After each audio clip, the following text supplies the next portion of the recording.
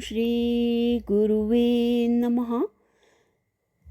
चैतन्यं शाश्वतं शान्तं व्योमातीतं निरञ्जनं नादबिन्दुकलातीतं तस्मै श्री गुरुवे नमः। ओम शांति शांति शांति। प्रणाम भगवान। श्री विचार सागर दर्पण स्वामी श्री मनोहरानंद जी महाराज और हमारा छठा तरंग चल रहा है भगवान, जिसमें जो तर्क दृष्टि हैं वो गुरु जी से अपनी शंकाएं जो हैं वो पूछ रहे हैं। तो यहाँ पे भगवान बता दिया कि जो सपना जागृत पदार्थों की स्मृति नहीं है।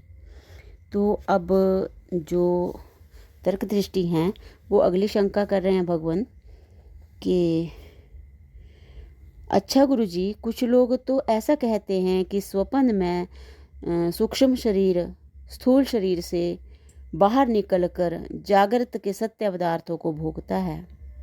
स्वप्न में सूक्ष्म शरीर स्थूल शरीर से बाहर निकलकर जागृत के सत्य पदार्थों को भोगता है, इसलिए सपना मिथ्या नहीं किंतु सत्य है, क्योंकि जागृत के पदार्थ सत्य हैं तो उनका भोगना भी सत्य है। तो उत्तर में गुरु जी बता रहे हैं कि हे शिष्य, ये उनका कहना ठीक नहीं, क्योंकि यदि सूक्ष्म शरीर बाहर निकल जाए तो प्राण भी सूक्ष्म शरीर के अंतर्गत शामिल हैं। उनके निकलने से तो यह स्थूल शरीर मुर्दे की तरह अमंगल हो जाएगा। किंतु हम देखते हैं कि सोए हुए मनुष्यों के प्राण इनके श्वास चला करते हैं। यदि तुम कहो कि प्राण तो रहते हैं किंतु अंतःकरण और ज्ञान इंद्रियां बाहर के पदार्थों को भोगने के लिए निकलती हैं, तो यह कहना भी ठीक नहीं, क्योंकि प्राण मन और इंद्रियों का राजा है।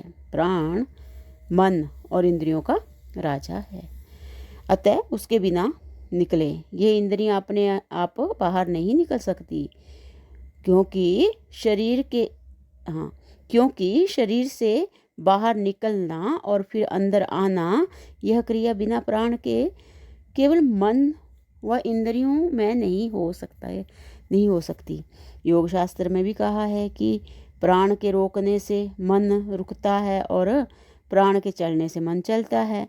इससे भी यह सिद्ध होता है कि मन तथा इंद्रियों का गमन प्राण के अधीन है। अतः यदि प्राण बाहर नहीं निकलेगा तो मन व इंद्रियां भी बाहर नहीं निकल सकती। और यदि थोड़ी देर के लिए दुर्जन दोष न्याय से तुम्हारी बात मान भी लें, दुर्जन दोष न्याय तो बोल रहे हैं कि अगर इस न्याय से तुम्हारी बात मान भी लें तो फिर सपने में जितना व्यवहार होता है उसका संबंध जागृत में भी रहना चाहिए, किंतु ऐसा नहीं होता। हम सो रहे हैं रात्रि को और सपना आ रहा है दिन का, या दिन में सपना आ रहा है रात्रि का। और यदि कभी तुमने किसी से सपने में कर्जा लिया हो तो वह जागृत में फिर चुकाना चाहिए। किंतु तुम तो कहोगे कि मैंने जो सपने में रुपए लिए थे वे कोई जागृत के सच्चे थोड़े ही हैं। इससे यह सिद्ध होता है कि सपने का कोई संबंध इस जागृत संसार से नहीं है, किंतु वह सारा संसार अर्थात ज्ञाता ज्ञान और ज्ञेय इनके अंतःकरण इंद्रिय और विषय ये तीनों त्रिपुटी समाज सपने में कंठ की हिता नामक नाड़ी में नए ही कल्पित अनिवर्चनीय उत्पन्न होते हैं। हे शिष्य, जिस प्रकार स्वप्न में अनिवर्चनीय पदार्थ नए उत्पन्न होते हैं, उसी प्रकार जितने भी भ्रम स्थल हैं अर्थात जहाँ जहाँ भ्रम होता है वहाँ वहाँ विषय की अनिवर्चनीय पदार्थ की मतलब नई उत्पत्ति होती है। जहाँ जहाँ भ्रम होता है वहाँ वहाँ जो है वो विषय की जो है वो नई उत्पत्ति होती है, जैसे रज्जु में सर्प। तो अब बता रहे हैं कि अगली शंका है भगवान कि स्वामी जी, जैसे सपने में पदार्थों की उत्पत्ति होती है, ऐसे जागृत में भी घड़ा, हाथी, घोड़ा इत्यादि सब पदार्थ उत्पन्न होते हैं। अतः जैसे हम जागृत के पदार्थों को उत्पन्न होने के नाते सत्य मानते हैं, और उसी प्रकार सपने के पदार्थों को भी उत्पन्न होने के नाते सत्य ही मानना पड़ेगा। अतः सपने के पदार्थों को मिथ्या सिद्ध करने के लिए आपको यह कहना चाहिए कि जागृत के पदार्थ तो उत्पन्न होकर प्रतीत होते हैं, इसलिए सत्य हैं, और स्वप्न के पदार्थ बिना उत्पन्न हुए प्रतीत होते हैं, इसलिए मिथ्या हैं। स्वप्न के पदार्थ बिना उत्पन्न हुए प्रतीत होते हैं, इसलिए मिथ्या हैं। तो शंका में, तो समाधान में जो है गुरुजी बता रहे हैं कि हे शिष्य, ये तुम्हारा कहना ठीक नहीं, क्योंकि जो पदार्थ उत्पन्न ही नहीं होता है तो उसकी प्रतीति भी नहीं होती। जैसे बांझ के पुत्र उत्पन्न नहीं होता तो दिखता भी नहीं, किंतु सपना तो प्रत्यक्ष दिखता है, इसलिए सपने के पदार्थ उत्पन्न होते हैं, ऐसा मानना पड़ेगा। परंतु जो पदार्थ बिना देश, काल और सामग्री के उत्पन्न होते हैं, जैसे बाजीगर का जितना समय चाहिए उससे पहले उत्पन्न किया हुआ आम का पेड़ अथवा मेस्मेरिज्म से पैदा की हुई रुपयों की वर्षा, उसको सच्चा नहीं किंतु मिथ्या ही मानना जाता है। इस प्रकार सपने में जो बड़ा देश और वर्षों का लंबा काल समय नजर आता है वो कल्पित है।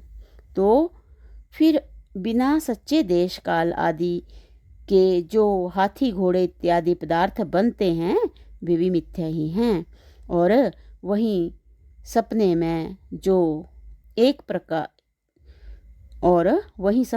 जो एक दूसरे के कार्य कारण दिखते हैं, जैसे सपने के पुत्र का कारण पिता दिखता है, तो वह भी भ्रांति ही है, क्योंकि वहाँ तो पिता पुत्र दोनों एक ही समय में इकट्ठे अनिवर्चनीय उत्पन्न होते हैं, इसलिए वहाँ कोई किसी का कारण नहीं माना जा सकता। किंतु सपने के सारे पदार्थों का उपादान कारण अज्ञान है और अधिष्ठान ब्रह्म है, क्योंकि जितने भी मिथ्या अनिवर्चनीय पदार्थ होते हैं उन सब का उपादान कारण अज्ञान, माया और अधिष्ठान ब्रह्म ही माना जाता है।